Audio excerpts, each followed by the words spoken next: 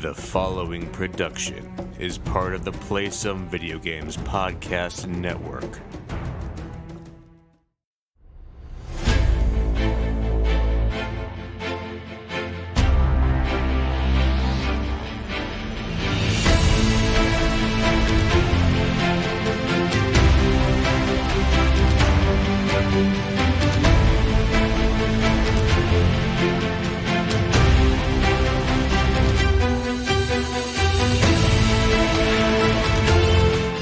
Greetings, boarders, and welcome to Board with Video Games, the gaming podcast that strives for the right balance of coverage for games you play on your table and on your television.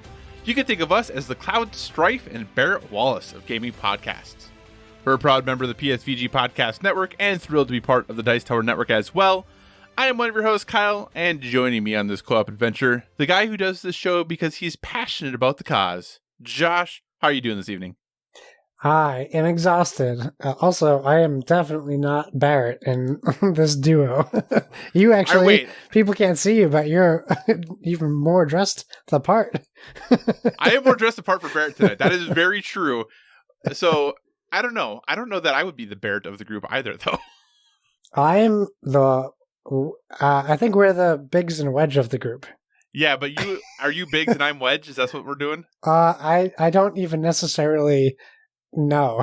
No, I'm totally down with being Wedge. I think you're the Biggs. I could totally be Wedge. I'd be totally 100% fine with that. Wedge, voiced by the person who plays Badger in Breaking Bad, which I was happy to look up and find out I was right when I thought that. So, yeah. Josh, you want to know a secret? I love. It's not a secret if you tell me. I'm just telling you, no one else is going to know. Okay. I've only ever seen one episode of Breaking Bad. I feel like you've told me the secret on our podcast before. That's why when everyone's like, you have it's some the time person on your from hands, Breaking right? Bad. I do. That's true, I guess. But yeah, when people were talking about how it's the person from someone from Breaking Bad, I was like, oh, that's cool. Great. Good to know. Good to know. You know, we have a lot of things I think we can talk about this week. We each brought our 3 topics for the show, which is great. Yeah. But a lot of fun and interesting things have happened since we even got ready to record this show. So do you think we should just kind of get into things? We might as well, right? All right. So thanks so much for joining us this week, everyone. As always, if you have any feedback, questions, or suggested topics, hit us up at Board with VG on Twitter or check out the Instagram, also Board with VG. We're a proud part of Play Some Video Games, and PSVG is on Patreon. We're absolutely thrilled with the support you've given us there thus far. And if you'd like to monetarily support what we do, you can find us there at patreon.com/PSVG. But the most important thing is just that you listen and maybe share our podcast with someone else who you think would enjoy it. We're also a member of the Dice Tower Podcast Network, so if you enjoy our conversations about board games and would like to dive deeper into that world, we encourage you to check out the Dice Tower Podcast as well as all of the other members of the network. No matter what type of board games you enjoy, there's a podcast on the network that's right for you. Josh, last week we experimented with a little bit of a format change. We're going to stick with that format change this week. As always, if you have feedback, thoughts on the format, let us know. But Josh and I have each brought 3 topics to talk about. They could be game reviews, they could be news stories, they could be just things we're thinking about related to board games or video games. But Josh, why don't you kick us off? What is your first topic? Hey, well, I like this format because it takes the pressure off of me when I don't play board games with my wife, who doesn't like to play board games anymore, apparently. Yeah, so my first topic, I think, is the topic on everyone's mind, right? And I think that is Final Fantasy VII Remake. It came out on Friday or Thursday night at midnight. It did. Friday a.m. So basically, I just thought we would, the two of us could go over our thoughts so far. Obviously, spoiler-free. My specific questions, or what I was curious about, is if it has met or exceeded our expectations, and where do we think it will go from here? So, I don't know if you know this off the top of your head, but do you know how many hours you have logged in Final Fantasy VII Remake yet? I believe when I saved it just before playing some board games this afternoon and eating dinner, I think I was at 10.5 hours. Okay, so when I saved it right before we recorded, I am at 16:25. Which I think for both of us, not too bad for a game that just came out. It's pretty crazy for me, having a 3-year-old. Luckily, I haven't slept since, what's today, Sunday? I haven't slept since Friday night. So I mean, is that really luckily? I have had a lot of time on my hands So to what chapter play. are you in then? I'm on chapter 9. Really? Yeah. Okay, 9 so... or 10. It could be 10. I might have just crossed into 10. Okay, because that's interesting, because I'm pretty certain I'm in chapter 8. Okay. I mean, I have literally been going in every back alley, finding everything to open, doing every side quest in every town. Yeah. I've been kind of going crazy with... oh boy. I'm literally just getting a message from Kevin that says, Donnie told me hold Final Fantasy till end of this week so we can wait to record the next one for another week. Well, that's too late, Donnie. We've committed. We didn't know. Yeah, so I've literally been I do this in games like Diablo or like adventure games. Like when I look on my map and I can see where I'm supposed to be going, right? I tend to go the opposite way on purpose. Yep. I do the same thing. In this game, they tell you the characters you're with yell at you. You're going the wrong way. I'm like, okay, good. So I don't have to go further in this area. There's definitely things I've missed. I know that because some gates were locked, etc. But I think that might explain why my playtime is a bit longer, maybe than people where I'm at are. I haven't done too much extra. Like I've heard people have been playing like some of the mini games for a long time. Right. I've only done them once and then moved on just because I know the time suck it can be. Right. And I'm trying to take advantage of the time I've been gifted before it runs out. So I don't want to look that gift horse in the mouth. Well, something that might give perspective, and I think this will be spoiler free. You had asked a question in our Discord. We have a Final Fantasy VII spoiler channel in the Discord. You had asked a question about a special currency, and then we're like, "Oh, I just figured it out." That's where I just got to. Okay, yeah, and I literally minute after I messaged that, that's where I was. Yeah, so just for perspective, so I don't know if having 6 more hours is appropriate to get to where you are. So that is where I am, though, as far as, because I feel like I've been pretty thorough in all of my exploration. There are some mini games I have not gotten to yet, that I know.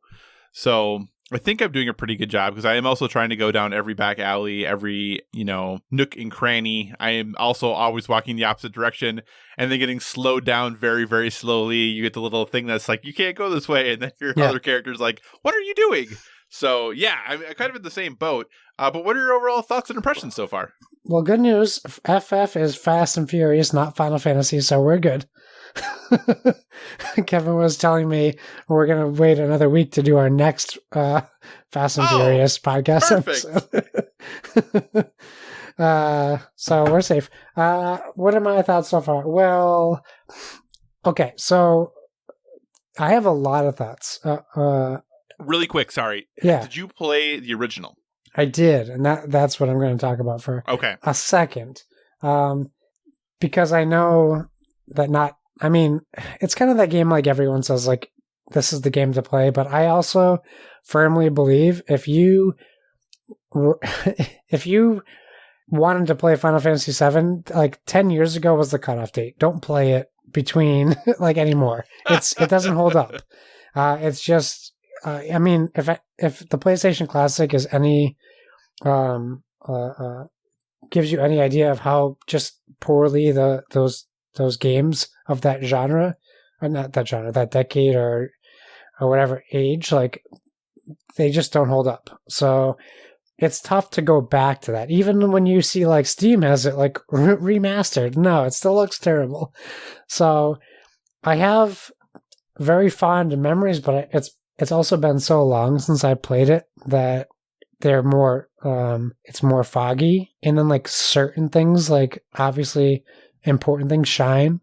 Mm-hmm. So playing this, it's really interesting to me because I know playing this that it's not the same game. Right. But I know that it is also the same game. It's really weird to explain, but basically so far, I mean, I'm like 16 hours in, right? And it's probably 4 hours in the main game, because what they've done is they've really developed the story more, and they've given you more to do. In like, maybe it's like if you watch a movie and there's a montage, you're playing the story beats without a montage. So everything, like, you pick any movie that has a montage, Rocky.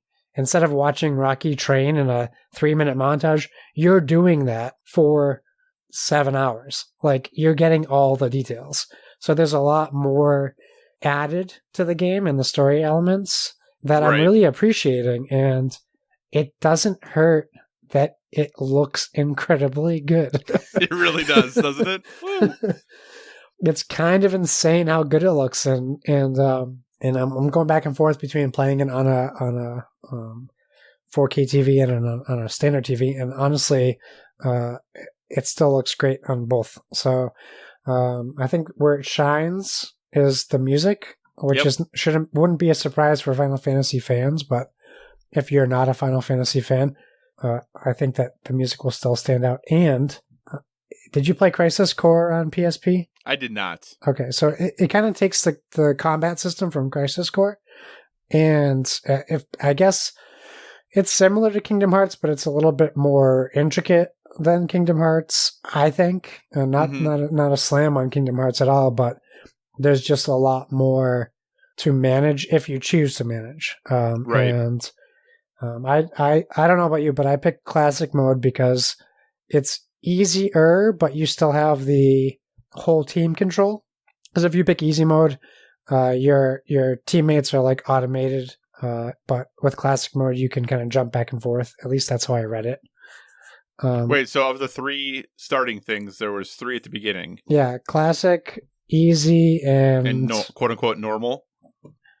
Yeah, maybe normal was the other one. Yeah. And so you picked the middle one? I picked the classic, whatever classic was. The one that made, like, the one that spoke more to me about how I played the first one. Gotcha. Like played it the first time. There's a lot I want to talk about, because there's I don't want to call it a jump the shark moment, but there's definitely, I don't know if you got to the honeybee stuff yet. No, I have not yet. But there's just a very weird turn it takes for a minute. I think that they handled it well, and there's actually a really cool like minigame sequence that is incorporated into this like chapter of the story. But if someone like walked in on me playing by myself during like this chapter of the game, it would look very weird, and it's definitely very like JRPG. Like, that's probably the best way I can describe it without being insulting to anybody. It's funny, it's quirky. I really like the sense of humor in this game, and I forget how adult the language is. It's very adult. So there's a lot of it that I don't recall from when I played like forever ago. But when I played, it was sleepovers at my buddy's house, and he played, and I was in charge of the guide, and I would have the book in my hands, and we would get everything right. That was our goal. Right. Like, don't miss anything. Prima strategy guide or whatever it was back then. Yeah. So we would go and get all the ultimate summons and Knights of the Round, and we'd have to go underwater to get Leviathan. I don't know if this all is incorporated in this game, but there's definitely some new things that are incorporated, like VR missions where you can get summons, which is really cool. That's not a spoiler, I don't think. But it's a Final Fantasy game with summons. What? I know. It's just they did a good job at incorporating new ways to progress. So, at the risk of talking too much on this, can you please tell me what you think about this game so far? Yeah, I don't know if there is necessarily too much, because this is the big game of the moment right now, right? Like, this was the game that was announced forever ago. Tons of controversy about it. You know, it's part 1, so is it a quote-unquote full game? All of that good stuff. You know, and I've thought a lot about that, because that's been a topic of conversation and has come up in the Discord. And really, I think it comes down to, if the original had never existed, no one would have a problem with this. Right? Because, Mass Effect trilogy, no one says the first game isn't a full game. The Lord of the when you look at the Lord of the Rings, no one says the first book or movie isn't a complete book or movie. Yeah. The only reason anyone has, I think, an issue with it is because it's taking a property that we got in a different way before, and you're not allowed to change that, apparently. So I definitely feel, though, that I understand why they're doing it in parts now when I look at this. Overall, I'm really enjoying it. I'm having a great time. Like you said, the game is gorgeous. The music is incredible. I am playing on quote-unquote normal, or however you want to, with the more action-y combat, that you can still switch between characters. You still have a lot of control over what others are doing, but it's kind of more of a tamed-down Devil May Cry type action combat, which is great. It's a lot of fun. I think the combat is actually surprisingly challenging. Oh, yeah, for sure. I'm surprised that if I, even against, enemies that I have defeated before, other than maybe like the Shinra guards, outside of that, like if you just go into a fight and don't really, and kind of just put your guard down for a second, like you can get in a lot of trouble really quickly. Yeah. Even with just regular enemies. The boss battles are long, which are so far have been fun. I haven't run into an issue where it hasn't been yet. Yeah. This game has done a couple things I don't like. Again, I don't want to spoil anything, but there are times when there's clocks running and you have to do things in certain amounts of time. I never enjoy that. It's a thing I just feel like is an added stressor, especially when then you defeat, when you get the thing done in way enough time. That's almost like, why did you add this stress to me? Because that was, a little silly in some ways that you even have it there then. But I do have, I don't know that I'm as fully glowing on this as everyone else is, though, and really for one main reason, and I find it odd because, and I like this in a game, but this just isn't what I was expecting with this game, and maybe this will change for how far I am. Josh, this game is super linear. Yeah. Yes, it is. Yeah. Very, very, like this reminds me of Final Fantasy XIII when everyone was like, oh, this game is bad because it's so linear and it doesn't open up for 40 hours. I just think this game is going to be just the linear part and never the open up part. I like linear games. I don't have an issue with that in general, but I just think it's kind of interesting that as what has been something that people have critiqued Final Fantasy games on in the past, I haven't seen that be a significant critique on this game. I do think potentially, and I could be wrong, like you said, this game looks incredible. I think it'd be very hard to make an open world game that looks this incredible all the time. Yeah. I think that might lead a little bit as to why we have so many doors and so many narrow corridors and things like that we're running down. Like when you talk about, oh, I'm checking every nook and cranny, there aren't that many nooks and crannies to check. I don't know. I think you might be surprised that you might have missed some things. I mean, maybe I did. Maybe I missed a whole bunch of stuff. That's very, very possible. My trophies say otherwise, but I may have missed a significant number of things. I'm not going to spoil it. There's a really cool sequence that I didn't get the trophy for that I'm very sad about, but I'm excited to go play the sequence again, so that's fine. Pardon me while I check my trophies. you got the trophy for it though. It's a pretty low trophy. It's a pretty low trophy pop % on it.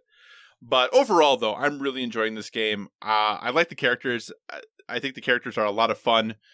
Most of them, I think, are done well. I think overall the voice acting is pretty solid. Yes, there's definitely some quirkiness because of, Final Fantasy series as a whole tends to be a little quirky. So that is kind of right at home.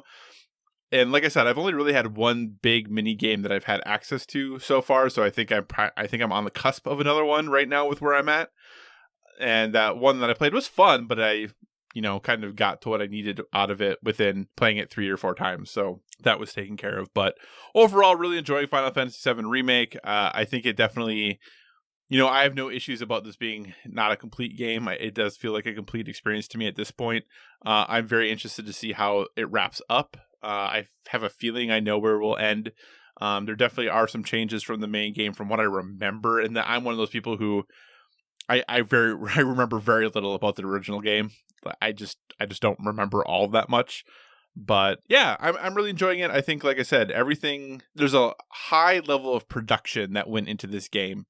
Everything is very polished. The only thing I think that I see really ever being an issue is lip sync a little bit. I don't know if you have any issue with that at all. I actually haven't had any issues with it. Yeah, and it's not that it's off or that it's delayed. It's just that it doesn't always look like their lips are moving to say the words that they are saying, if that makes sense. I was actually paying attention to that because I thought that we would be getting like the Japanese, like the animation for the Japanese voices, but they reanimated it for English. Oh, they definitely did. It's very impressive. Yeah, overall very good. That's the only thing I've noticed, though, that I feel like every once in a while here it hasn't quite lined up. There have definitely been moments that have made me smile. Definitely things that I have really enjoyed throughout my experience with it. So overall, Final Fantasy VII Remake, high marks, going to continue to play, looking forward to finishing it. It sounds like you are in the same boat about that. Was Biker Boy the achievement? Yes. I'm very proud of that one. Yeah, I will say one more thing on it, which I think for me is kind of a negative, probably the only negative I have. Because I know this is a part 1 or whatever, I'm constantly, I understand there are people that are further than me in gameplay, but I'm constantly worried about when the game's going to end. And I've been worried about it for hours.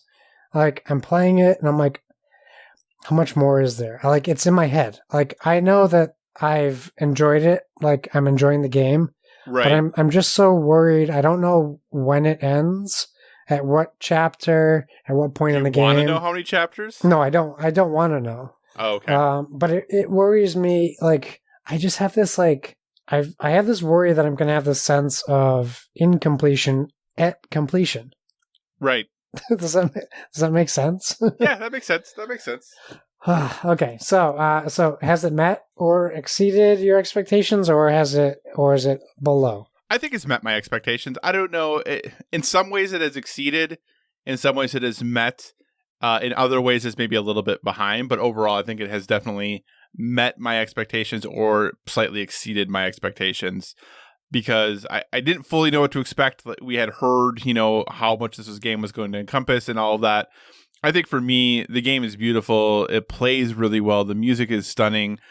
For me, it's just, the environments are really well done. They're just sometimes not really exciting environments. Yeah. It makes sense why you are where you are and why it looks the way it does. It's just not always the most exciting place to be. Does that make sense? Yeah, I get you. Yeah, so I think that's for me kind of the bummer about it. But again, like I said, if you're following kind of a story that's already existed, you obviously can take some liberties for sure. But there's only so many liberties you can take as far as locations go and things like that. So overall, yeah, for me, I would say met to slightly exceeded. How about you? It's far exceeded because I really didn't pay too much attention to this. Okay. Like when it was announced, I was more angry that it was a thing, Okay. So it's far surpassed my expectations. It's incredible, and yeah, for me, it has very much added nostalgia as I'm playing, which definitely boosts my enjoyment of the game. And for the people who played Final Fantasy VII originally and are like hesitant to play this, I mean, you got to jump in. You got to get in this game, because not only are you getting the game so far that you loved, but you're getting way more story that you didn't get in the original game. Like so much expanded story. So I'm really enjoying it a lot. And so where do you think it's going to go from here? To end that topic. What do you mean? Where do I think it will go from here? Where do you think it's going to go from here? How many versions do you think we're going to get? A part 2 and then it's done? We're going to get a part 3 and 4? Do you think they're going to do like the Resident Evil thing and we're going to get more Final Fantasy remakes? What do you think? Where does it go from here? I think it'll be a trilogy to finish the entire game. I think that we as a society like trilogies. It seems the right amount for things. Typically, we make things trilogies that A, shouldn't be, or things that should be way more than trilogies. We make trilogies. Like, it's just like what we like to do. So that's what I think it'll be. I think it'll be 3 games. I know that the second game is already in production and has been actually for a while. I'm interested as to when that's going to come out, though. That's kind of my big thing is I don't know. Is it 3 years from now? Is that where we think the next one's going to be? Yeah. What about you? Where do you think it goes from here? Well, I'm trying to look past. I'm trying to look past this. So I want them to do 9 and or 10. They can skip right over 8 as far as I'm concerned. But I would love to see Final Fantasy 9 or Final Fantasy X remake also. I am in for Final Fantasy VII remake whenever they get however many they're going to put out. I'm good. The trilogy sounds good. I'd prefer just a part 2, but I know that it has to be more than that. And I really hope we get like the next part before PS5 launches. I don't want it to get buried, and I also don't want to have to choose between that and next gen games. We're definitely not getting the next one before next gen launches. I know. Definitely just not even wishful close. thinking.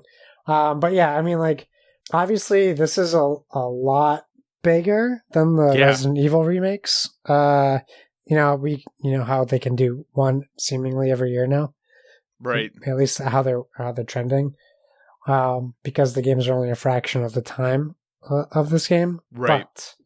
But I am so far, I'm very happy with the time they spent on it. So if they have to spend more time, I'm happy with that. And I, like I said, I don't want to. I have so many slogans. I don't want to put the cart before the horse, but right. I would love to see them move on after this is done to more Final Fantasy remakes. But that's the selfish person that I am, that I don't enjoy the new ones. And this is really doing it for me. So I would love to see my favorites like 9 and 10 and even 11 get a remake. Yeah, this has actually made me really want to go back and play 10. I love 10. Yeah, I only played a little bit of 10, and this makes me want to go play 10 and 10 2 again. So here's my question for you. Do you think we get what is released first? Not announced, but released first. Final Fantasy VII Remake Part 2, or whatever they're going to call it. Yeah. Or the next Final Fantasy 16. What is released next? My guess is they probably are they already done with the next Final Fantasy sequel, or not sequel, 16. I'm going to guess that that's next, because they probably have 2 different teams working on these games. Right. So they're probably working on it like concurrently. So that would be my guess. We get 16, and then we get part 2, and then we get 16-2, and then we get part 3. So, I bet we see a new Final Fantasy, just because it's been, 2 years since 15 came out? 2017, wasn't it? Yeah. Oh, or was it 2018? Yeah, it's 2 or 3 years then. Yeah. So, yeah, we definitely have the next Final Fantasy coming out first. Yeah. But you're not excited for that? No, I mean, those games kind of have gone in the opposite direction of what I know Final Fantasy to be. I think this might bring me back into what they're trying to do with the new ones, because the combat is similar. Yep. Maybe this is their bridge for me. Because the story gets me in, and then the combat now I'm a little bit more familiar with, so maybe I can try playing 15 again. All right. So my first topic is switching gears pretty substantially, and potentially some sad news. We'll see what happens. So, Josh, is CMON actually in trouble? So, dear listener, you've probably heard us talk about, you've definitely heard us talk about CMON, Cool Mini or not, however you want to refer to them. But they're a publicly traded company in Hong Kong. And until recently, that is true, until recently when they had to put trading on hold due to a quote-unquote going concern with their financial audit. The release of their annual report has been delayed, presumably to address the concerns brought up in the audit. So this original story comes from ICV2. And it talks just about it says, quote, trading in the stock of game publisher CMON Limited on the Hong Kong Stock Exchange was suspended on April 1st after the company warned of audit issues and said it would delay release of its annual report for 2019, end quote. So it goes into a whole bunch of information here. It talks about, there's 3 big issues that they, had come up with. But the third one seems to be the most important one. And the story continues by Milton Gripe, again on ICV2. It says, quote, the third audit issue was the most concerning for investors and other stakeholders. Other information as required by the auditors for their audit procedures on certain audit issues, including going concern. A quote-unquote going concern opinion is given by the auditors when it's believed that the company might have a change in valuation of its assets because there's a risk it would no longer be a going concern. Whether a going concern opinion is included in an audit report is obviously a major step, and a company would typically try to provide as much information to the auditors as possible to persuade them not to include it. CMON has responded, basically coming out and saying, quote, "Going concern is a highly technical accounting term referring to a situation where net current liabilities are greater than net current assets." That just sounds bad to me. Yeah. This happens for CMON from time to time since we record funds received from Kickstarter as both a liability and an asset. The money is an asset we receive from our backers, but it's also a liability we owe to them that is not fulfilled until we ship our products. Since we use the funds to pay for molds, production, and development of those products, and some of these are considered, quote, non-current assets, the asset column goes down as we use the money to fulfill the development of the game. Once we ship the game, the project goes back into the black because we can take the liability for the Kickstarter funds off the books. So that's a whole bunch of technical mumbo jumbo and business accounting stuff that I don't really know exactly what all of it means. But there was one, I'm going to see if I can find this really quick while I ask you a quick question. Hearing all this, Josh, we've talked a lot about how it seems like CMON has been in trouble from a business perspective for a couple of years at this point. Yeah. What do you think, hearing all this? Is this something that you're concerned about? They have a Kickstarter launching. I mean, by the time this Kickstarter is live, their next Kickstarter will be, or by the time this podcast is live, their next Kickstarter will be launched. So what do you think? That's for Ankh, right? Indeed. Yeah. Well, I didn't really know what to make of this, but one of the things I read was they paid $2+ million for a company on professional advisors, and that far surpasses their Kickstarter goals for any of their last projects. So right. When they say that this money is held up in Kickstarter, and then it's opened up and they go in the black. What does that mean? They go in the black from what? They go in the black from zero? So $1 makes them go in the black. So I mean, it is a lot of legal jargon. So obviously most of it goes over my head. The problem is it made news, right? That's what the problem is. If it wasn't a big deal, it wouldn't make news. We're not in slow news weeks, clearly. We're not like dealing with things of this nature commonly. So this is something to take note of, regardless of the outcome. Yeah, and I think if we look at how CMON has been handling their Kickstarters in the past 6 months, there's like, if you're a detective, this is like case solved. Like, you have the glove, you have the bloody fingerprints. Like, they haven't been handling even how Kickstarters run well, and they've had controversial Kickstarters, and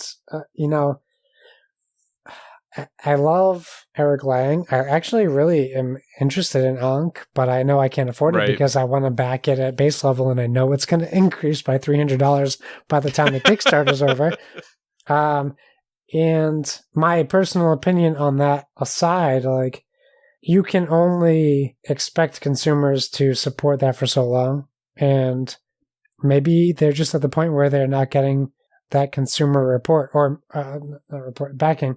Or maybe the projects are finally, their budget is superseding their Kickstarter goal. And then they go, like, if you're sitting in CMON, they go, well, like Gloomhaven, right? Or Frosthaven, like, let's put a goal of 500,000, knowing we'll get 1 million, and it will cost us 1.2 to make the game, but we'll get it back because we'll get a 2 million on the Kickstarter. If you don't hit that, like, if you're trying to keep your goal low so people will back you, that could be a problem as well. And obviously that's all conjecture and just my like thoughts on like where they might be thinking. But the way they've been handling themselves on Kickstarter really like makes me suspicious about where they're at, and yeah, I don't know, because with their deal with Asmodee, it's really weird. Right. And I don't understand why they would ever have a deal with Asmodee based on the reputation they hold for themselves, they shouldn't even be talking to Asmodee. So that makes me think that they might be in trouble also. Right. Yeah, and like I said, it was actually interesting. I was reading Reddit about this, and Reddit, neither here nor there. Take it with a grain of salt, everything there. And I can't find the exact post, but basically someone had said that, in and of itself, this is not necessarily super concerning, because basically what they said is, if you're CMON and you get $10, right? Say you get $10 from someone, and then you need to take $5 of those dollars to make a mold. Like, as a company, that $5 that you made as a mold now is money you've spent, but it goes into a different category as far as your accounting goes, because it's a depreciable good that's going to have value, that's going to depreciate over time. So now when you look at your budget, you receive $10, but you still only have $5. Yeah. Like, you have 10, technically, but you really can only report that you have 5 because you spent the 5 on something else already. So, and that $5 thing that you spend the money on is going to produce the good that you're going to send back to the person. Yeah. So you're still like washing, basically, right? Yeah. Yeah. And you're going to come out $5 ahead because you still have their other $5. But it's just funny when it looks from an accounting perspective, right? Because it's now a depreciable good rather than as being, revenue that you have, and a whole bunch of things that start going over my head after that point. But it is very interesting. Like, you don't see board game companies having to come out and discuss this very often. And I think the fact that they have to discuss it probably is not ideal. That doesn't mean I think necessarily they're going away anytime soon, but I do think it is something that is a little bit worrisome, and also I'll be very interested to see what that means for their next Kickstarter with Ankh, opening here. I think the day we release this podcast, or the day before we release this podcast, I'll be very interested to see if there's an impact there. My guess is for the most people, no, because I don't know how many people have read this story or know about this story. CMON's response is on their website, so it's not like they're hiding that response. It's not something they only sent to a few people. Yeah. But it's interesting. I think if business was going as good as it could be, this wouldn't be a thing that we'd be talking about. But I also don't think it's necessarily doom and gloom for CMON, but I do think that maybe they have to be, or they feel they probably have to be a little more careful moving forward about, especially in, the environment of purchasing right now, of how they're spending their money and their revenue and all that good stuff. So, yeah, I just thought it was interesting. We don't get to talk about board game finance stuff all that often. No, we shouldn't have to either. All right, sir, what is your second topic? Okay, well, it's board gaming and it's financial ish. So how familiar are you with counterfeiting in board games? I'm a little familiar with it. I know that it actually was a pretty, I don't know if it still is, it was a kind of common problem on Amazon. Yeah, it still is. Okay, yeah, that I knew that there was a problem there, because obviously some products are quote unquote sold by Amazon, but some are sold by third parties, and that it was not, I wouldn't say it was common, but it was not at least uncommon to get knockoff games when you'd order from other suppliers on Amazon. Okay, so I'm going to read, I'm going to read a statement from Calliope Games. This is via Dice Tower News. I'll just read, quote, their article by Michael Corson. So Calliope Games, publisher of games such as Roll For It and Suro, in Suro of the Seas, announced earlier this month that it will be taking greater control over its distribution channels in order to protect the intellectual property in its game titles against counterfeiting. The immediate changes will be in the United States and Canada, where the majority of Calliope's business is. Going forward, they'll be using Alliance Game Distributors and ACD Distributors in the US and Universal Games Distributors in Canada. They're also going to sell directly to retailers for those who prefer direct relationship. So essentially, they say at the bottom, counterfeit board games has been a hot button issue for some time within the board game industry. And Calliope's decision to tighten the distribution of its product in order to combat it is a bold one. And it will be interesting to see how effective of a move it will be and whether others in the industry will adopt similar tactics. So, to that end, I will say, Asmodee kind of is getting hit real hard on Amazon. And actually, I would say Seven Wonders and Repost Games is getting hit the most from what I see. Mm-hmm. And it seems to be coming from from the Far East, as far as production, they're literally changing nothing as far as like the box. Right. Sometimes it appears to be, you can tell it's like a printer, like a what's the word I want to use? It's not like, it's an imperfection, right? There's like imperfections on the box, but very, very subtle. And then you will get cards in your game that aren't cut accurately. So maybe if you're playing Seven Wonders, the top part of the card is cut a little short. And usually if you buy a game and you get a card like that, you might not think anything of it. Right. Because mistakes happen in factories all the time. Mm-hmm. But the problem is the product is not getting, not the product. The product is not being sent from the distributor that they're meant to be purchased from. So Repos Games is not getting the profit from that. And you might contact Repos, right, and say, hey, I bought your game on Amazon and this gold card is missing the edge. And then they're going to flag that. Like, well, these are the problems our printers have, and that's not one of them. Where did you buy it from? And you can go down to Walmart. Walmart's one of the companies, even Target now, Best Buy, and Amazon. Any place that offers third-party sales, you run the risk of buying a counterfeit game, even counterfeit product in general. But my suggestion would be, whenever you're buying online, you always check to see where that product is coming from. And if you use Amazon, like if you have Amazon Prime, it's pretty easy because they'll only offer Prime shipping on Amazon reviewed products or companies. So you can't just buy it from anyone. Or if, like right now in the middle of a pandemic, I was trying to buy potting soil for a garden, and I couldn't find any on Amazon. I was like, oh, everyone is clearly planting, right? Because they're stuck at home. So I finally found soil. It was like $14 and it was $45 shipping. Yep. So that's how you know people you shouldn't buy from. So just be aware of what you're buying from. I wanted to ask you, have you been affected by counterfeiting at all? Have you ever bought or suspected you bought a counterfeited game? As far as I know, I've never bought a counterfeit game. I've never been in a situation where I have suspected I've bought a counterfeit game. So either I've been lucky, but also like when I buy board games from Amazon, I pretty much only buy board games that are sold by Amazon. I don't usually buy them from third-party distributors on Amazon.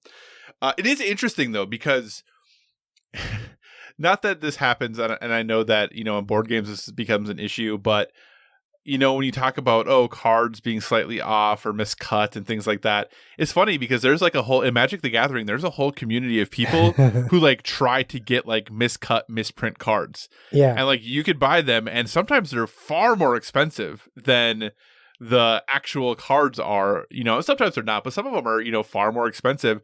There's someone who had like a whole, like double printed one of their packs they bought. The entire thing was like double printed, and someone bought it for a significant amount of money. So it's just very, very interesting that, in one place is people trying to make cheap knockoffs of something to make a profit, and then in other places it's an actual printing error for a real thing, and people are willing to pay more money for it than if it had been produced correctly. But no, this is something I've been fortunate that I haven't run into. I know I have an acquaintance who actually ordered a board game off of Amazon and got a counterfeit. And it was actually, I can't remember what game it was, but I was actually really impressed because they said they contacted the company who was the game company. It wasn't Calliope, but whoever it was that had produced the game, and they sent them an actual copy of the game. Nice. That's good. Which is good, but also 100% should not be their responsibility, right? Correct. Like if you think about that, like someone just paid someone else a whole bunch of money for a game, and now you are sending that person a game at no cost that you are making zero money on. Yeah. And I understand that, that's quote unquote good customer service, and that's what you should do. And I do agree that ideally that is what you should do. But when you think about how thin the margins are for most board game companies and how few games they produce a year, like that one game is a big deal, that every single one of those games they send out is a big deal. And, that person, especially if their catalog is small, especially if they have 5 games in their catalog, what are the chances that person's going to buy any other game in your catalog?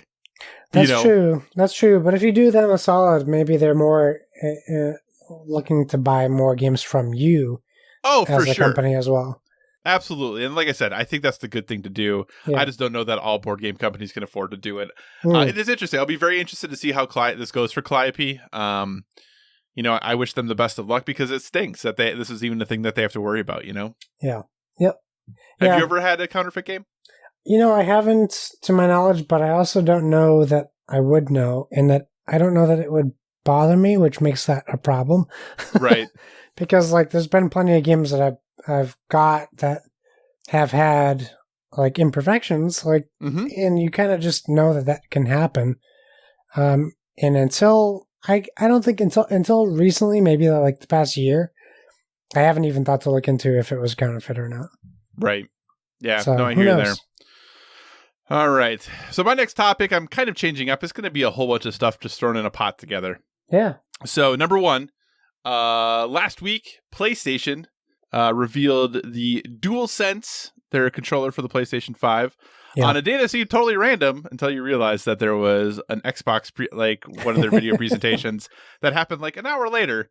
Did you watch that Xbox presentation? I did, actually. Yes, I did. The Inside Xbox. Was there anything that was important on it? Anything that you want to share that I should know about? Because I didn't watch it.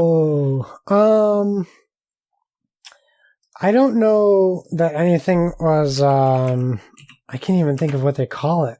Xbox. Inside Xbox. Inside Xbox. Yep. They showed some new Game Pass games. Okay. Which they added Journey to the Savage Planet. Okay. I will say this. They showed Grounded, which is the new, was it Bethesda? No, it's the new Obsidian. Yep. Where it's basically Honey, I Shrunk the Kids. Yep. But it's an RPG. The thing that really blew me away, something that I was really impressed by, was Gears Tactics.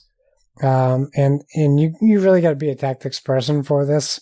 Right. But it looks incredible. They talked about how much they added into the game to appeal to non-tactics game players. Right. But it still is just for PC now. It is coming to Xbox later. There's some Sea of Thieves content, which I am just couldn't care less about anymore. But yeah, they Journey to Savage Planet, which is a game that is on the streaming platform. Like if you do cloud streaming, you've already had access to. But they added it to Game Pass, which I think is the game that is basically a comedic version of No Man's Sky. Yeah, that's kind of but I would say this. They did a great job. It was very quick, concise. It was 45 minutes, but it wasn't like their typical. It was usually it's 2 hours, or 2.5 hours for them. Yeah. And obviously it's because they're all recording from home and they don't have a choice. But it wasn't bad. It wasn't bad at all. It was continuous content. But for me, an Xbot who is growing weary of Xbox, it wasn't crazy great news. It was just something to give us something. Incredible. Yeah, so PlayStation obviously, like I said, reveals their controller. Xbox does that. There's a whole bunch of rumors out there about, big game announcements coming from Xbox, this coming week. So by the time you hear this, the rumors have been everything from just some updates on some games to we're going to see the return of Fable, Perfect Dark, and some other things, all announced. There's the rumor that Microsoft is going to buy Sega. I mean, there's a whole bunch of things going on right now. All of this, though, is kind of barreling down towards next-gen consoles. Yep. Both companies in the last week have reconfirmed holiday 2020. Yeah. Right? Josh, right now, what is your excitement level for next-gen consoles? And what is it going to take? Or, what is the next thing you want to see? Do you want them to keep talking about stuff? Are you you know what? Don't say anything until you can show me X. Where are you at with this whole thing, and kind of what do you want to see? Where do you want to see things go from here? All right. So if we're talking next steps, right? What I want to see from Xbox is games and gameplay. And what I want to see from PlayStation is the freaking console. They gave us a controller. Yep. Great step forward. Do you think the console is going to be two-toned? Well, I think it will be at least white. I saw a mock-up of what it could look like with the white and black. Mm-hmm. It's still sporting like a V shape, but standing vertical. Right. I don't want to put anything into any prototype because people are just making up what they want, and you're only setting yourself up to be disappointed with the console. So right. I don't care, honestly, what all these mock-ups look like. Just show me the console. We already even have like an idea of PS5 games. We don't have that with Xbox. Right. Like, we know what's coming, but a cinematic trailer doesn't give me anything. And that's always been my problem with like events where you reveal a game. No, duh. A new Halo's coming out? Shocking. Oh, and it's a cinematic trailer showing nothing? Okay. That did nothing for me. Right. So when we see, like, I think it's Godfall, the PlayStation 5 one, that was at the Game Awards, at least it says, like, running on PS5. Cool, I know that now. Right. This is a game I didn't know about. So you're winning. You're beating Xbox already because Halo Infinite, who the heck cares? Well, I think a lot of people would say they care about Halo, the next Halo. No, I mean, I love Halo. I really do, but that's not selling consoles. If you have an Xbox, you're playing Halo, but you're not enticed to buy an Xbox for Halo because you would have an Xbox already. Right. So why am I buying a Series X? And my biggest worry with this new console generation for Xbox is they went out already and said there won't be Series X exclusives for 2 years, and that's insane to me. Right. So why wouldn't I buy a PS5? Right. Like, why wouldn't I do that? All right, so here are the questions then. What % chance do you think by the time this podcast, or I shouldn't say by the time this podcast posts, but in this coming week / the week this podcast posts, what % chance is it that we get major game announcements from Xbox, including the possibility of, the next Forza, Fable, Perfect Dark, all those rumors that are out there? What chance do you think that happens sometime this week? Well, until today, I didn't even know that it was even a possibility. So I'm just going to put it at a solid 5%. Okay. What chance do you think it is? And maybe that's not revealed now, but what % chance do you think it is that Microsoft has acquired Sega, who they have talked about acquiring in the past?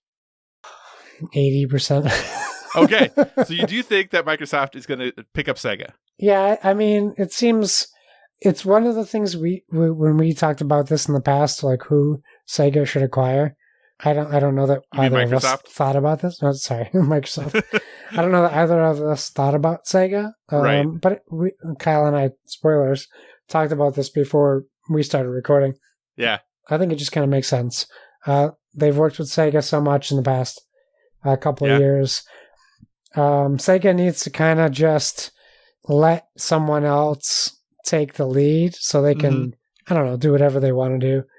But we saw them do this with their console, and then they started giving their IPs to other competitors. So it only makes sense for them to cash out if they can, Yeah. And do whatever they want to do next. But Microsoft would be a good fit. Honestly, Sony would be a good fit too. So I think it's just a matter of who's making the deals with who. Yeah. We talked, like you said, we did talk about this a little bit before. I, as someone who never grew up with owning a Sega console, I have basically zero nostalgia for Sega as a company and their franchises. So when we were looking at all the franchises they have, I'm like, oh yeah, I recognize these names, but this does basically zero for me. Yeah. And this would even be if it was a PlayStation acquisition. I mean, cool, I guess, but that's not something that I'm getting all hyped and psyched over. Like, Altered Beast, I guess, yay! Crazy Taxi. Crazy Taxi's cool. Like, that's Fighting fun, Vipers, Joe Montana football. So, yeah, I don't know. I think it would be interesting if that happened. I do think that would be... I'm not trying to minimize. I think that would be a huge move. I just don't know for me personally. And like I said, this was even if it was a PlayStation acquisition. Personally, those IP just don't do anything for me because I have no history with them. They might be great. They might be amazing. I just don't know. So I think the name gives it more credit than maybe what the move would be. Like you see Sega and people go, oh, wow, without really like investigating, do they need another Toe Jam and Earl? Sonic and Master Chief at the Olympics. Here we go. All right. All right, Josh, what is your third topic? Okay, so we talked about this a little while ago. Plaid Hat Games, technically their first game as an independent company, although it was developed under the umbrella of Asmodee, Forgotten Waters, which just showed up at people's doorsteps in the past 3 or 4 days. With handwritten notes. Handwritten notes by the owner of Plaid Hat Games, who shipped them from his house. Nice work, Colby. Which must have cost him a fortune. So Forgotten Waters is now number 1 on the Board Game Geek hotness list, which I think is insane. And I don't know that we've ever seen a game that has shipped become the number 1 on the hotness, at least that I can think of. Usually it's a game people are excited to get. Right. Not a game that people already have. And maybe Wingspan might be the exception to that. Yeah, it is interesting. For sure. Because like right now, Forgotten Waters, like you said, number 1, Ankh, Gods of Egypt, number 2, which is, like we said, the next Kickstarter that's going to be launching, when this podcast airs. Yeah. So yeah, it is a bit unusual. And I would imagine that piddly $7 million Kickstarter of Frosthaven must be number 3. Actually, Gloomhaven is number 3, but I think probably because of Frosthaven. Oh boy. Okay, so I put I have some serious FOMO on Forgotten Waters. I really wish I had one more person in my house that I could play this game with, because it is 3 to 5 players. So, right. That is a big bummer for me, but the reason why I bring this up as a topic while I am, and I assume we are excited for Plaid Hat Games, especially with their new Crossroads game, and maybe we should both get it and just try playing it over Skype. I wanted to ask you, what is the last game that you've had serious FOMO for, and what do you think about Forgotten Waters' current success? Well, I'm really excited for Plaid Hat and for Colby and all the folks who worked on that. Because, after going independent from Asmodee, they had to give up a lot, to get back to that independent state. Excuse me. So that's awesome that the game is doing so well, that people are excited about the game. I have some FOMO for this game for sure, because like you said, the whole 3-player situation is the big reason I didn't pre-order it. But then seeing, Jamie Stegmaier talk about how he's playing it with the 2-player variant. Yeah. Oh man, had I known. So that's interesting. But I think really, so very excited for Plaid Hat. Really glad that this game is getting a lot of attention, that people seem to be really into it. That's great. For me, I think the big FOMO thing definitely is, a game we just talked about a second ago, Gloomhaven. Yeah. Game I've never purchased, game I've seen, game that is definitely, now number 1 and has been for a while as far as the quote unquote best games on Board Game Geek. I still think about it most days, since the Frosthaven Kickstarter is going on right now, which, by the way, I think it's really interesting that Frosthaven has a ranking already on Board Game Geek, because the game doesn't come out until 2021, but that's cool. Again, another problem with user reviews.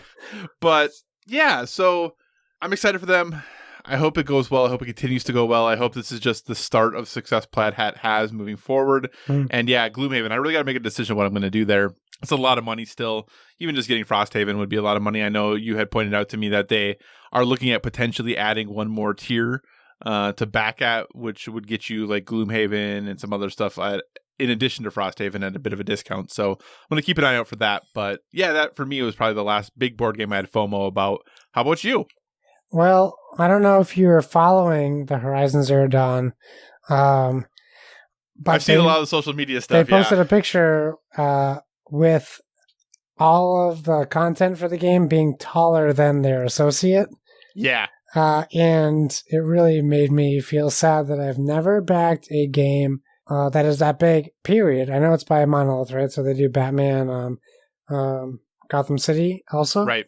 Yep. But yeah, I mean, if there was one game that I would have like serious FOMO about, it would be a board game based on my favorite video game of all time. Right. And that would be Horizon Zero Dawn. So my second to that would be the Pacific Rim Kickstarter, which I was backing. And then they did that old trick where they drop a $300, sorry, I just killed the book, $300 expansion to get the whole thing. So that's another game I really wish I could have. Mm-hmm.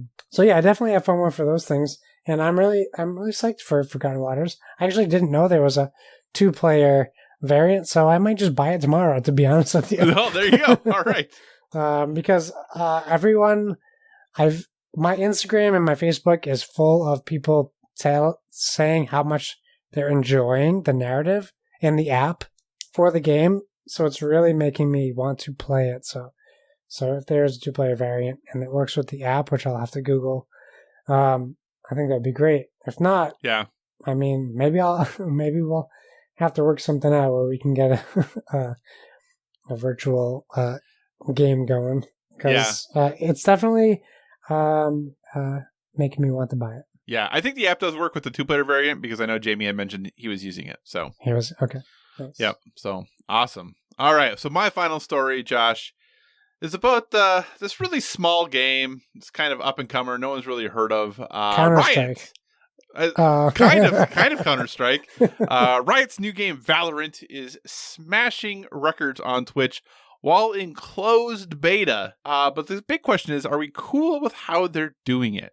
So Valorant hit a peak of 1.7 million viewers.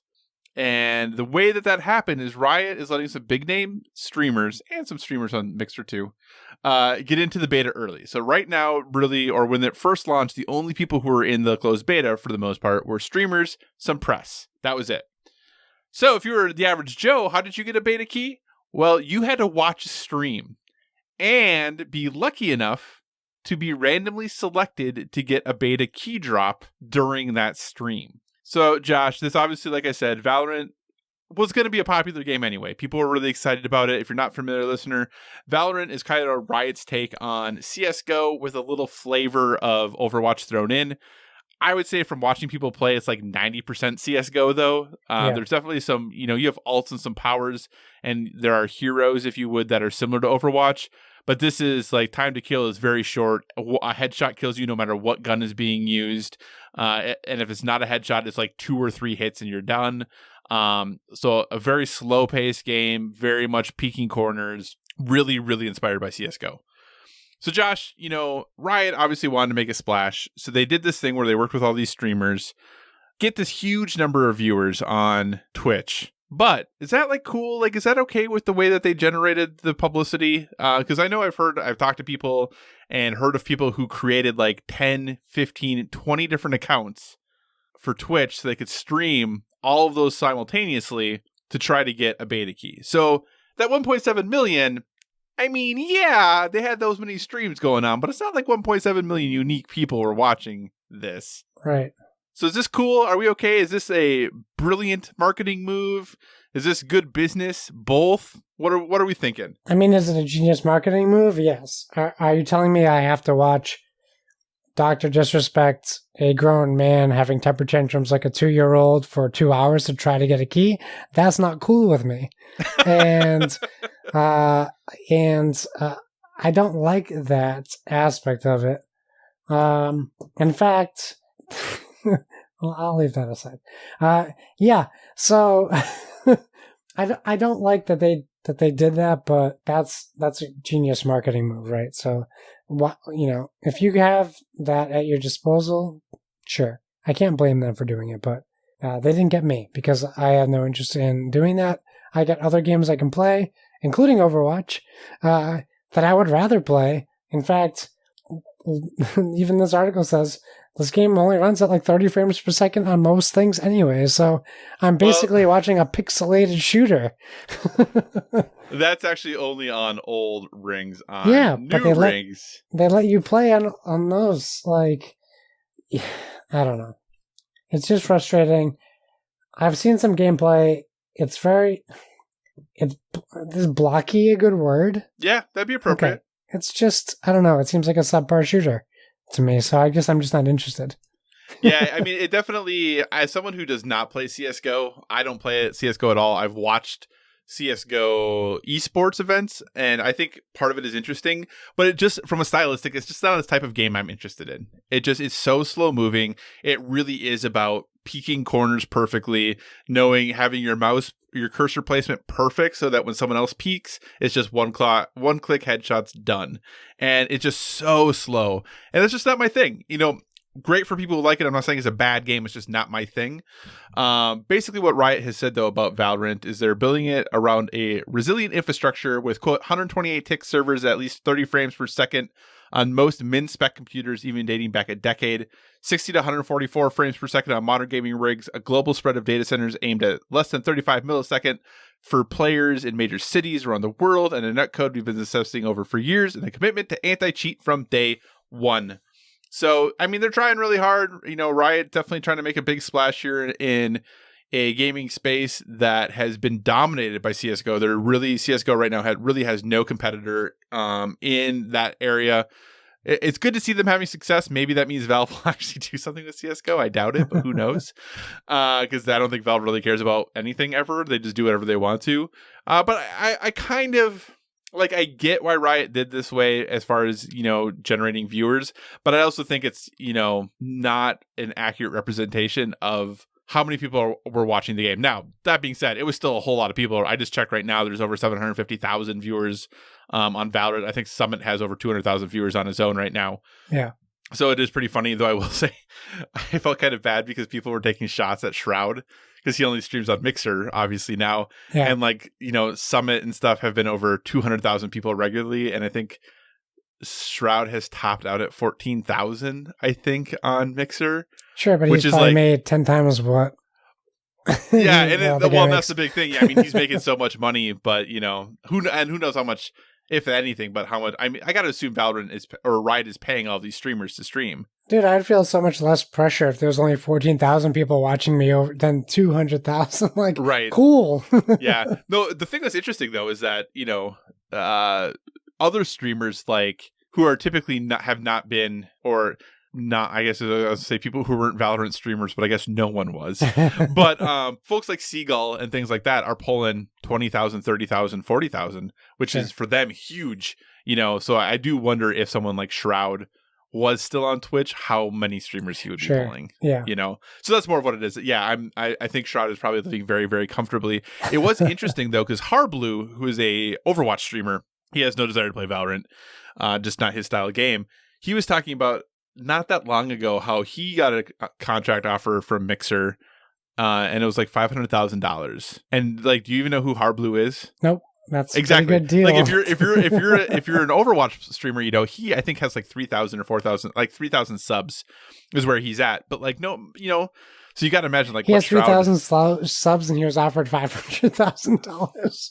Right. So you got to imagine what someone like Shroud is making. Oh my God. So anyway, that was is born a little bit 10 of older years news. too early, Kyle. 20 years too early. Sorry. Yeah. Anyway. So that's it for our topics. Let's move on to our questions. We do have some questions from the audience and from you wonderful listeners. Josh, why don't you take us through them? Okay, cool. We got our first questions are from Paul Calicote at pcalicote84. He says, do y'all feel like the voice acting in Final Fantasy VII Remake is kind of flat? When I played the demo, to me, felt like it fell flat on deliver, or is it just me? Paul, it is just you. I think the voice acting in this game is phenomenal, at least in my opinion. There's definitely some things with the NPCs that are a little, you can tell, less produced, but I think for the main cast, I think the voice acting is phenomenal. Kyle. Well, and I think that, especially at the beginning of the game, I didn't play the demo, but I believe the demo started right at the beginning. Is that correct? I have no idea. I didn't play the demo either. But if you think about the very beginning of the game, Cloud as a character is pretty flat at the beginning of the game. Yeah, he's an awkward kid. So it would make sense if that is all you had played, that he would seem that way, because he kind of is that way, but that's just what his character is at that time, and it definitely changes and progresses as the game goes on. So I think it's good. I think it has some quirkiness to it on occasion, but overall, I think the voice acting is very solid in Remake for sure. Cool. There you go, Paul. Splig at Delicious, fresh after surgery, says now he's not on Quaaludes or whatever. I've been on the fence. Is it worth it? Final Fantasy VII is my third favorite Final Fantasy, which is a very controversial statement. But I actually agree with him. I saw his rebuttal, and, well, for the most part, I think Final Fantasy Tactics, I agree with him. Yes, Spike, it is worth it. 189% it is worth it. All right, 189%. Yeah, I think it's worth it. I think it's definitely, that whole... It's always hard to talk about, when a game costs X amount of money and you spend X amount of time in it, is it just as simple as dollars to time? And I don't think it is, but if that is something that's important to you, then yes, there's plenty of game here. If you want to, I think, especially with the combat in this game, once you have played the game through once, I know it unlocks quote unquote hard mode, if you would. And I think that going back through this game in hard mode, once you have a really good grasp on the combat, I think would probably be really fun and really engaging and very challenging. So I think there's easily enough value here. I think it's definitely worth it. And if it's your third favorite Final Fantasy game, then yes, I think you'll still really enjoy what they're doing here for sure. Absolutely. Okay, next, Donnie, Bossman at Play Nintendo. He asks, why does Kyle think Xbox fans are hypocrites? And then he asks, and how amazing does New Fable sound? So I'll let you get it, Donnie. Get him. So I don't think that quote unquote Xbox fans are hypocrites as a whole. But I did make a comment in the Discord because, I thought, piffy hot takes were what we're doing these days for console wars, is that there were some polls going around, if you may remember, recently about whether people preferred offset sticks or symmetrical sticks, right? I can't say that I saw that. Okay, so that's kind of where this all came from. But there was these polls going around, and then I simply... So... Long story short, people were talking about how basically offset sticks were the best, and if you like anything else, you're wrong. And I said, Xbox fans, gaming should be for everyone. Game how you want to, game where you want to, et cetera, et cetera, et cetera. Anyone makes a comment about I like symmetrical sticks, Xbox fans, you're wrong, you're horrible, you should never game that way, et cetera, et cetera. That's all I said. That was what I pointed out. I thought that was humorous. I just thought that was funny. How do you feel about the PlayStation Sense, whatever, looking just like an Xbox controller? It doesn't look just like an Xbox controller. That's the internet. I'm talking through. Oh, okay. That I thought was the weirdest thing because it doesn't look just like one. Everyone all over the internet for some reason says it looks just like an Xbox controller. I'm like, it looks nothing like an Xbox controller. Right? It looks like the Switch controller.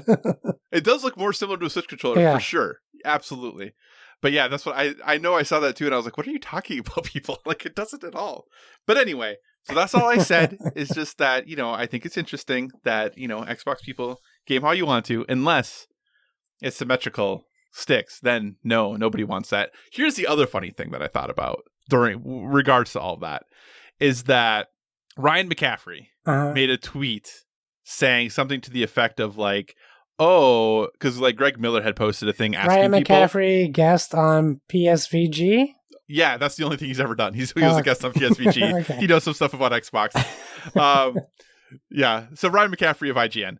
Basically, yes, that guy. Greg Miller had done the thing asking the question, and his was pretty close to 50-50, whereas Ryan McCaffrey's was more in favor of offset. And he's like, wow, I'm really surprised, seeing that there's this much demand for it, you'd think that maybe PlayStation would consider that when releasing their next controller. And I was like, yeah, but yours was like 60-40, so why wouldn't Xbox consider releasing symmetrical ones then? It's not like it's, you know what I'm saying? It's not like it was like 90-10 or 80-20. I don't know if this is going the way that Donnie wants it to go.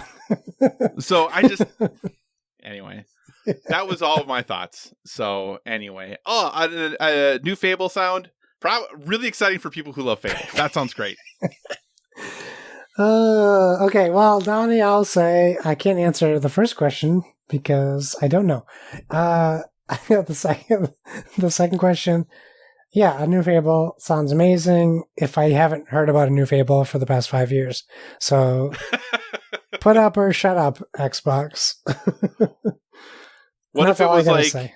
what if it was like just slightly better than Fable 3? Would you still be excited about it? Yeah, because it would be slightly better than Fable 3, which was the worst Fable. I'm just checking. Just making sure. Yeah. No, as long as it's not Fable in space, which is what people thought was going to happen last year. Oh, I do remember hearing about that. I actually kind of would have been down for that. That might have been exciting. Okay. Pass. Okay. Well, well, thank you so much, listeners, for contributing. We do appreciate it. If you do have any questions, you can always hit us up at BoardWithVG on Twitter or send us emails, boardwithvg@gmail.com. We love hearing what you want us to talk about because it makes it a lot of fun. With that, we're going to go ahead and start moving towards wrapping this show up. We're obviously a gaming podcast, but we do want to leave you with one suggestion, recommendation, thing we're currently into that is helping us live a well-rounded life. Just something we're kind of digging on right now that isn't gaming related. Josh, what is your recommendation for our listeners? Hey, so my recommendation was going to be yours. So I give you the stamp of approval, but I'm going to go ahead and say, for people who have only had Netflix, there is a old new option for you. It is the series Community. It is now available on Netflix, the entire series. It's in my top 10 all-time comedy series. It's written mostly by Dan Harmon, one of the people behind Rick and Morty and other things. It stars Joel McHale and Childish Gambino himself, Donald Glover, Alison Brie, Gillian Jacobs, Danny Pudi, Chevy Chase is also there, and Yvette Nicole Brown. If you know Walking Dead or Talking Dead, you are familiar with her. It's just a very clever pop culture-y written show about adults and not adults going to community college together and what that is like for them. It is very good. John Oliver is also on it. One of my highest recommendations I can give. Very cool. That is Community on Netflix. This is not my recommendation, but I do want to ask a question quick. Yeah. Have you watched the add-on episode of Tiger King? Is it out already? I thought it came out tomorrow. It came out today. Oh. I heard it was a reunion episode, so I know Joel McHale hosts it. Yeah, I don't know that I'm interested McHale. in watching a reunion show, though. Is it like Joe Exotic's in jail, Carol Baskin's on the couch, and then they go, "Hey, Joe, do you think Carol killed her husband?" And then the guy in jail is going to tell a girl on a couch, "Yes, I think she killed her husband." I think it's actually mostly done via like Skype and stuff because it was done so quickly. Coronavirus, yeah. Yeah, exactly. And it does. You are right. Joel McHale hosts it. As soon as I saw it was a reunion thing, I had zero desire to watch it. Yeah, me too. I haven't watched it yet, and I don't know that I will because obviously I've talked a lot about how I'm working my way back through Top Chef. I'm on season 16 now, Josh. Oh my! Season 17 is what's airing live right now. I've made it. I might be able to catch up and actually watch. But you haven't watched live. Breaking Bad. But I have not watched Breaking Bad. I had 16 seasons of Top Chef to get through. I'm judging you. That's fine. Judge away. Judge away. I haven't watched Community either, so you can judge that. Oh my! Like. Well, now you should watch it. Well, I have that and Psych. I have a whole bunch of things I need to watch.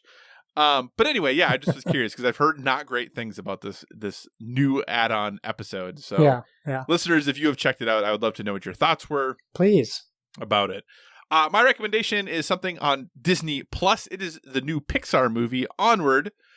If you are a fan of Pixar, or if you're a fan of tabletop role-playing games, or if you're a fan of movies that can sometimes be funny and sometimes be touching and heartwarming, I recommend giving Onward a shot. It definitely leans very hard into the idea of tabletop RPGs, uses a lot of the things from that, but also really kind of looks at family in a unique and different way. I like their take on how magic and things like that exist on the universe. They do a lot of really fun, unique things with it. It came out in theaters in February, and then obviously with coronavirus stuff, it went to video on demand very quickly, and Disney Plus also very quickly. So it just came out back on April 3rd. And it's great. I really enjoyed it. I had a lot of fun watching it. It's really nice to be able to sit down and know a movie's going to be done in about an hour and a half. Yeah. So that is a really good feeling. So definitely check out Onward on Disney Plus. Josh, you said you enjoyed it as well? I loved it. It was great. Very fun, very entertaining. If you have daddy issues, be warned. Very emotional as well, which is typical with Pixar films. Caught me by surprise at the end. That's really where it hit me. But I really enjoyed it.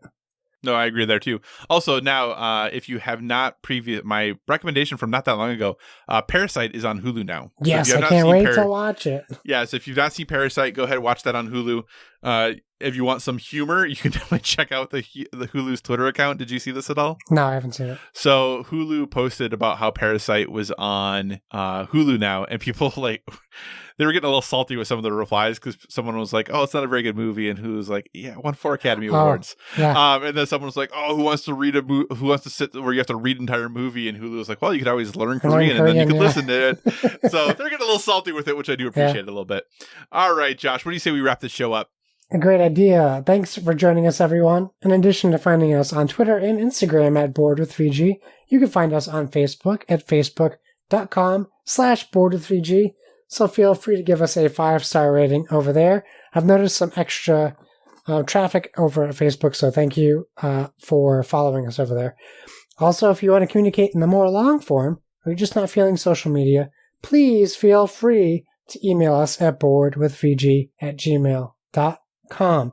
We tag our stuff with #BoredWithFiji, so please use that hashtag as well so we can see what you're up to during this awesome global pandemic. Whatever podcast service you're listening to us on, we encourage you to give us a stellar rating. That is whether you're downloading us from the PSVG feed, the Dice Tower Network feed, or our very own standalone Bored with Video Games feed. You can find me on Xbox Live and PlayStation Network at Why So Serious. That's SIRRIUS. You can also find me fishing and planting flowers and building bridges and accruing debt and Animal Crossing on the Switch. So find my Switch code. It's on the internet. Kyle, where can people find you? So you can find me at all of the usual places: Twitter, Instagram, PlayStation Network, Xbox Live, Board Game Geek, all at Cyclocross, CYCOCROSS. You may have noticed if you follow our Board with Video Games Twitter, I did post a picture of Valley of the Kings, so probably look for a review for that next week from me. It is a fun little deck builder that I look forward to talking about more, so just kind of be on the lookout for that. As always, if you have suggestions for future topics, be sure to reach out to us on the social media, because we want to talk about what you want to hear about. And remember, everyone, whether it be board games or video games, never stop gaming.